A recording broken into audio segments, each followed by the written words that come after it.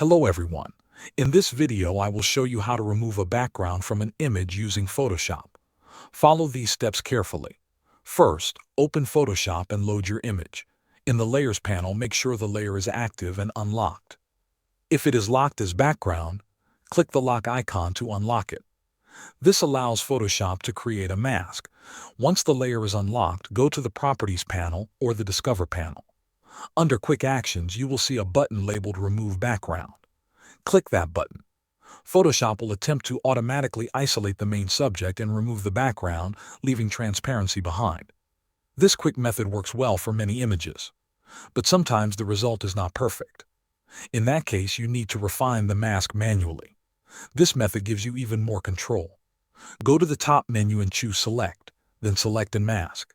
Inside this workspace, pick any brush tool you prefer.